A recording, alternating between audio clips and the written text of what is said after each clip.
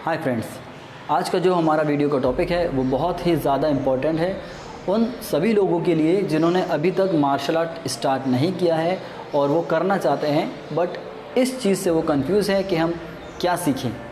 इतने सारे स्टाइल्स हैं। जो नया व्यक्ति होता है वो तो समझ नहीं पाता है वो कराटे सीखने जाए या बॉक्सिंग सीखने जाए या रेसलिंग करे या टाइक्वांडो करे या वेपन्स सीखे, लाठी चलाना सीखे या नानचाकू वगैरह सीखे। तो काफ़ी सारे स्टाइल होने की वजह से वो एक अच्छा स्टाइल चूज़ नहीं कर पाता है। तो आज इन्हीं सब बातों के बारे में आपको जानकारी देने वाला हूँ। सबसे पहले बात करते हैं कराटे के बारे में। तो जैसा कि आप सभी जानते हो कि कराटे वर्ल्ड में सबसे ज़्यादा फेमस और सबसे ज़्यादा फैला हुआ मार्शल आर्ट्स है। स्कूलों में सबसे ज़्यादा कराटे सिखाया जाता है क्योंकि कराटे जो है ये फुल कॉन्टैक्ट भी है और स्पोर्ट्स भी है। कराटे को स्पोर्ट्स बनाया तो ये पूरे वर्ल्ड में फेमस हो गया और ख़ास तौर से जो शोटोकान स्टाइल है उसको खूब ज़ोरों शोरों से वर्ल्ड में फैलाया गया स्पोर्ट्स बनाकर। आज छोटे छोटे बच्चे भी कराटे पंच करते हैं, ब्लॉक्स करते हैं, किक्स करते हैं। वो क्यों करते हैं? क्योंकि ये स्पोर्ट्स कराटे के नज़रिए से उसे फेमस किया गया। अगर आप फुल कॉन्टैक्ट की बात करें तो उससे अच्छी कोई कला है ही नहीं। फुल कॉन्टैक्ट कराटे में बहुत डेडली मार्शल आर्ट्स है। जो MMA है समझ लीजिए वही फुल कॉन्टैक्ट कराटे है। तो मेरे आपको कहने का ये मतलब है कि अगर स्पोर्ट्स कराटे आप करते हैं तो स्पोर्ट्स कराटे से आप बहुत अच्छा फाइटर बन सकते हैं, अच्छे लेवल पे जा सकते हैं, नाम कमा सकते हैं, पैसे कमा सकते हैं, अच्छा क्लासेस वगैरह सब खोल सकते हैं। लेकिन स्पोर्ट्स कराटे में एक कमी ये है कि इसका जो फाइटिंग सिस्टम, जो अभी WKF रूल्स में जो फाइटिंग सिस्टम है ये है तो काफ़ी ज़बरदस्त, पर इसमें कमी ये है कि ये पॉइंट सिस्टम है। आप फेस पंच करते हैं लेकिन उसे कंट्रोल करते हैं, आप किक करते हैं बट उसे कंट्रोल करते हैं। क्योंकि अगर आपने किक थ्रस्ट कर दी तो आपको वार्निंग, आपने अगर पंच ज़ोर से किया तो आपको वार्निंग, आपने कॉम्पिटिटर का दांत तोड़ा तो वार्निंग, आपने गलत तरीके से एक गुस्से की भावना से पंच किया या किक किया तो भी आपको वार्निंग मिलेगी। तो एक रूल्स की बंदिश में बंधा रह कर के हम स्पोर्ट्स कराटे करते हैं। इसमें फ़ायदा भी है, बहुत ज़्यादा फ़ायदा है कि हम अपने बॉडी को कंट्रोल करना सीखते हैं, जिस तरह हम चाहें उस तरह उसे मैनेज करना सीखते हैं। लेकिन अगर कोई कराटे प्लेयर 8-10 साल से सिर्फ स्पोर्ट्स कराटे ही कर रहा है तो वो जब फुल कॉन्टैक्ट फाइट में उसे रिंग में छोड़ा जाएगा तो वो उस समय उसका क्या हाल होगा। तो कराटे बहुत बढ़िया आर्ट है, लेकिन स्पोर्ट्स कराटे अगर आप सीख रहे हो तो उसके साथ साथ आपको फुल कॉन्टैक्ट भी सीखना चाहिए। दूसरी बात हम करते हैं बॉक्सिंग के बारे में। बॉक्सिंग वर्ल्ड का बहुत बेस्ट गेम है और फॉरेन में तो बहुत ही ज़्यादा इसका क्रेज़ है और बॉक्सिंग को बहुत ज़्यादा अहमियत दी जाती है। और बॉक्सिंग बहुत डेडली गेम है। इसमें जो टेक्निक्स है पंचेस करने का, ये वर्ल्ड का सबसे पावरफुल टेक्निक्स है क्योंकि पूरा का पूरा बॉक्सिंग सिर्फ पंचेस पे डिपेंड करता है, पंचेस एंड फुटवर्क वगैरह। लेकिन इम्पॉर्टेंट चीज़ है इसका पंचेस। जो इसके 4 बेसिक पंच है, jab, cross and hook and uppercut, ये 4 पंच को सही तरह से कर लेने से, और इसमें बहुत सारे वेरिएशंस हैं। पंच ओनली 4 हैं लेकिन अलग अलग तरीके से इसे किया जाता है तो उसके नाम और काउंट ज़्यादा हो जाता है, लेकिन बेसिकली 4 पंचेस है। तो ये पंचेस अगर आपने सही से ट्रेनिंग कर ली बॉक्सिंग की तो आप मतलब एक पंच बहुत ज़्यादा है किसी को जान से मारने के लिए। तो ये भी एक बहुत अच्छी कला है और बहुत फेमस भी है और इसके अंदर आप बहुत आगे भी जा सकते हो। बॉक्सिंग के अंदर ओलंपिक गेम में है सबसे पहली बात, तो ये बहुत ही अच्छा गेम है, अच्छा मार्शल आर्ट है, सीखना चाहिए इसे। और अगर इसके माइनस पॉइंट की बात करें तो उसके अंदर एक कमी ये है कि इसमें किक्स नहीं है और ना ही स्ट्राइक्स टेक्निक्स है। तो पंचेस से हम स्ट्राइक टेक्निक को कवर कर सकते हैं लेकिन हम किक्स नहीं कर सकते हो। आप एक भी किक करोगे तो आपको वार्निंग दी जाएगी क्योंकि आप किक बॉक्सिंग नहीं बॉक्सिंग कर रहे हो। तो बॉक्सिंग की कमी यही है कि आप लेग टेक्निक यूज़ नहीं कर सकते हो, नी किक यूज़ नहीं कर सकते हो, स्ट्राइक नहीं कर सकते हो। गिरने के बाद आप फाइट करते करते अगर गिर गए तो ग्राउंड पे आप पंच ही कर सकते हो, बस उसके अलावा कुछ नहीं कर सकते। आप फिर खड़े होके ही फाइट करोगे, गिरने के बाद आप खड़े होगे फिर पोजीशन में आके ही फाइट करोगे। तो ये बॉक्सिंग की कमी है। और बात करते हैं मेरा सबसे फेवरेट और जिसने मुझे सबसे ज़्यादा पैशन दिया मार्शल आर्ट्स के लिए, वो है रेसलिंग। मेरे दादाजी, मेरे पापा, बड़े पापा, मेरा भाई, छोटा भाई, सब के सब रेसलर हैं और रेसलिंग मैंने भी 12 इयर्स की है।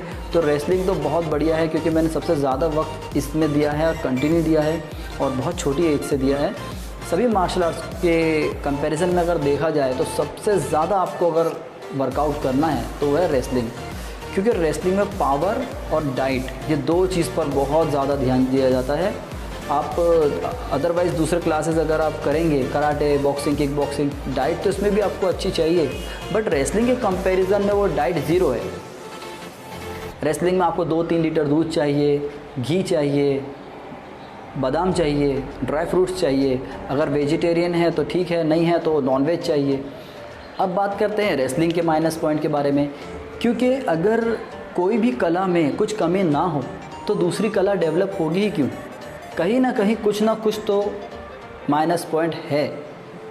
तो रेसलिंग में ये है कि इसमें स्ट्राइक टेक्निक्स नहीं है, जैसे elbow strike, punches, blocks, kicks, low kicks, कुछ स्ट्राइक नहीं है। ये एक दांव पेच की कला है। आपको दांव पेच करना आना चाहिए, आपको ताकत पर फोकस किया जाएगा, आपकी स्पीड, फोकस, सभी चीज़ें हैं इसमें, बट इसमें स्ट्राइक्स नहीं है। अगर आप चाहते कि अच्छा रेसलर बने, ओलंपिक में जाएं, अपने देश का नाम रोशन करें, तो ओलंपिक के हिसाब से रेसलिंग बहुत बढ़िया मार्शल आर्ट्स है। और अगर आपके पास इतनी अच्छी डाइट नहीं है तो मेरी सलाह है किसी कीमत पर रेसलिंग ना करें, वरना आपके जो बॉडी है वो बनने के बजाय बहुत ख़राब हो जाएगी। तो रेसलिंग के लिए आप दो चीज़ का ध्यान रखें। अगर आपके पास डाइट है, रेगुलर उतना डाइट आप ले सकते हो, रेगुलर 3 से 4 घंटे, 5 घंटे आप दे सकते हो, तभी आप रेसलिंग करेंगे, वरना आप रेसलिंग चूज़ नहीं करेंगे। बात करते हैं किक बॉक्सिंग के बारे में। किक बॉक्सिंग बहुत ही अच्छा आर्ट है, ये भी फुल कॉन्टैक्ट है, फुल कॉन्टैक्ट गेम्स में ही आता है, और इसमें स्पोर्ट्स भी है और फुल कॉन्टैक्ट कैटेगरी भी है और K1 भी है। जिस तरह MMA होता है उसी तरह K1 भी है इसमें। तो एक एक लेवल पर आपको किक बॉक्सिंग के लिए उतारा जाता है। स्पोर्ट्स लेवल, लाइट कॉन्टैक्ट, जिस तरह मैंने किया था, पहले लाइट कॉन्टैक्ट में गया, थोड़ा बहुत फटका पड़ता है, फिर धीरे धीरे हम एक एक लेवल पर आगे जाते हैं। अगर आपको लगता है कि स्पोर्ट में और लाइट कॉन्टैक्ट में आप अच्छा प्रदर्शन कर रहे हैं, तो आपको लगता है कि मैं नेक्स्ट टाइम इससे हाई कैटेगरी में जाऊंगा, तो इस तरह कैटेगरी होती है। फिर आगे जाकर फुल कॉन्टैक्ट आता है, फिर उसके बाद K1 आता है। K1 कहते हैं नॉकआउट फाइट को। तो K1 में जाने के बाद आप बिल्कुल कंप्लीट है, वहाँ पर आपको एल्बो, पंच, सभी चीज़ें करना है। तो ये भी एक बहुत ही बेहतरीन मार्शल आर्ट है। अगर आप एक फुल कॉन्टैक्ट फ़ाइट करना जानते हैं और आप मार खाने मारने से डरते नहीं हैं, तो किक बॉक्सिंग भी आपके लिए बहुत बेस्ट है। और बात करते हैं इसकी कमियों की, तो इसमें जो ग्राउंड टेक्निक्स है वो नहीं आएगा। यानी गिरने के बाद, ये सब कला ऐसी है कि इसमें गिरने के बाद आप अगर कभी किसी का जुजुत्सु बहुत अच्छा है, जूडो अच्छा है, या उसे लॉक एंड चोक वगैरह करना अच्छा आता है, जैसे नेक लॉक करना, आर्म बार करना, तो ये सब चीज़ों में आपको आगे दिक्कत जा सकती है, क्योंकि ग्राउंड टेक्निक बहुत ज़रूरी है। फाइट करते हुए अक्सर व्यक्ति गिरते हैं। अब गिरने के बाद आप खड़े होने का वेट तो नहीं कर सकते, तो ये एक कमी आ जाती है इसमें। तो इसलिए किक बॉक्सिंग भी अच्छा गेम है, लेकिन इसमें ये कमी है, इस बात का ध्यान रखें। और अब बात करते हैं वर्ल्ड का सबसे फेमस और सबसे पॉपुलर होने वाला मार्शल आर्ट्स, जिसे कहते हैं MMA, जिसे कहा जाता है मिक्स मार्शल आर्ट्स। ये एक कोई अलग आर्ट नहीं है, सभी कला का थोड़ा थोड़ा हिस्सा ले करके एक कला बना दी गई है। इसे कहते हैं MMA, मिक्स मार्शल आर्ट। और आप देखेंगे कि आजकल मूवीज़ में, जिस तरह आपने ब्रदर्स मूवी अक्षय कुमार की देखी होगी, सुल्तान देखी होगी, ये दो मूवी से लोगों को MMA के बारे में जानकारी मिली है कि MMA है क्या। और दोनों ही मूवी काफ़ी बढ़िया थी, और दोनों मूवी में जो एक्टर्स हैं उन्होंने भी बहुत मेहनत की है। तो इसमें आप सोचिए एक बॉलीवुड स्टार MMA तक के कैसे पहुँच गए, उन्हें कैसे पता चला कि इस टॉपिक पर मूवी बनाएं। वो इसलिए क्योंकि MMA जो है ये बहुत हाई लेवल पर है वर्ल्ड में, और इसके कोच कहीं जल्दी आपको मिलेंगे नहीं, क्योंकि कोच को उतना अनुभव चाहिए। आज साल 2 साल करके कोई भी कहीं कराटे क्लास खोल के खड़ा हो जाता है कराटे सिखाने, वो कहाँ से MMA करेगा।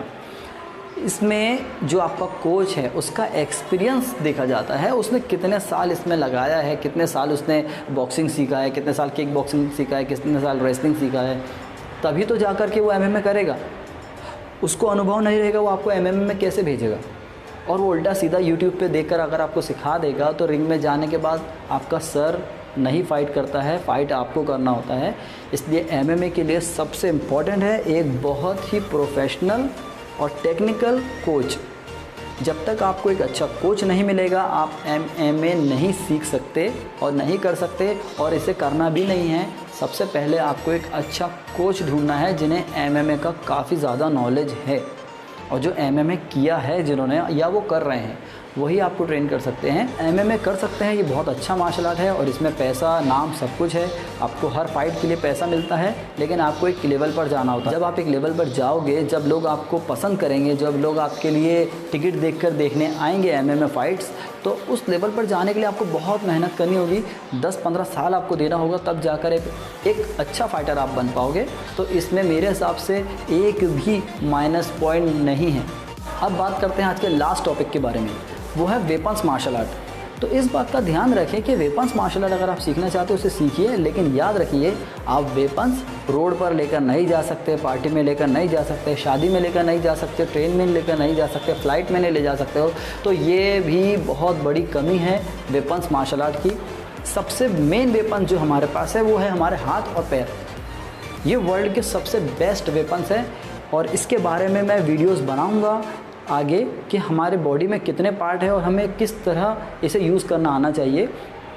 तो इस बात को समझ लीजिए कि वेपन्स हमें सीखना है, लेकिन वेपन्स पर डिपेंड नहीं रहना है। तो मैंने आपको karate, boxing, kick boxing, wrestling और वेपन्स की जानकारी दी है, MMA की जानकारी दी है। तो जितना हो सकता था मैंने आपको बताने की कोशिश की है। इसके अलावा अगर आप कुछ जानना चाहते हैं तो मुझे कमेंट कीजिएगा, तो इंशाल्लाह मैं नेक्स्ट टाइम और वीडियो बना दूँगा। तो प्लीज़ वीडियो को लाइक एंड शेयर ज़रूर करें और चैनल को सब्सक्राइब कर दें। Thank you very much, take care, bye.